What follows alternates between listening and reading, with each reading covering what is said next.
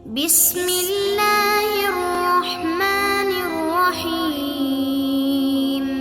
روایت ہے کہ جب مصر فتح ہوا تو مصر والے حضرت عمر بن العاص رضی اللہ تعالیٰ عنہ کے پاس آئے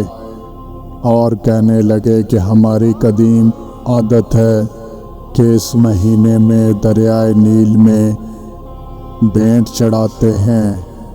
اور اگر نہ چڑھائیں تو دریا میں پانی نہیں آتا۔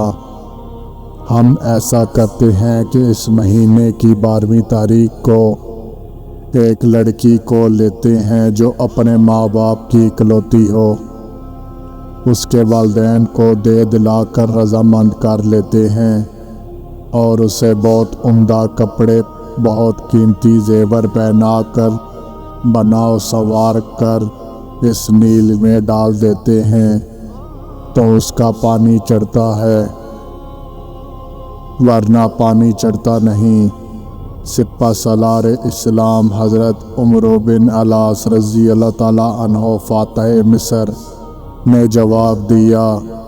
کہ یہ ایک جاہلانہ اور احمقانہ رسم ہے، اسلام اس کی اجازت نہیں دیتا، تو ایسی عادتوں کو مٹانے کے لیے آیا ہے، تم ایسا نہیں کر سکتے۔ وہ باز رہے، دریائے نیل کا پانی نہ چڑھا، مہینہ پورا نکل گیا لیکن دریا خشک پڑا ہوا ہے۔ لوگ تنگ آ کر ارادے کرنے لگے کہ مصر کو چھوڑ دیں گے،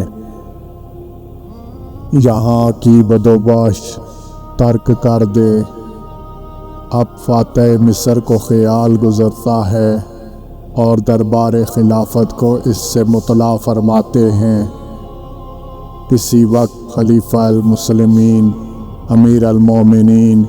حضرت عمر بن خطاب رضی اللہ تعالیٰ عنہ کی طرف سے جواب ملتا ہے کہ آپ نے جو کیا اچھا کیا، اب میں اپنے اس خط میں ایک پرچہ دریائے نیل کے نام بھیج رہا ہوں، تم اسے لے کر دریائے نیل میں ڈال دینا۔ حضرت عمر بن العاص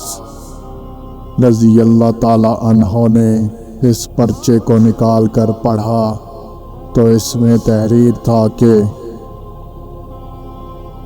خط ہے اللہ تعالیٰ کے بندے امیر المومنین عمر کی طرف سے اہل مصر کے دریائے نیل کی طرف، بعد حمد و صلوات کے مطلب یہ ہے کہ اگر تو اپنی طرف سے اور اپنی مرضی سے بہہ رہا ہے تو خیر نہ بہ، اور اگر اللہ تعالیٰ واحد و قہار تجھے جاری رکھتا ہے تو ہم اللہ سے دعا مانگتے ہیں کہ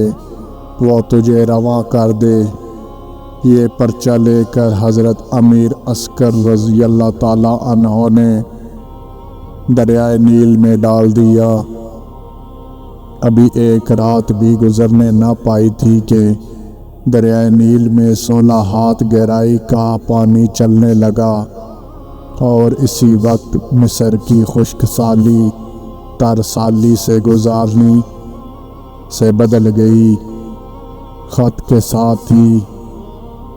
خطہ کا خطہ سرسبز ہو گیا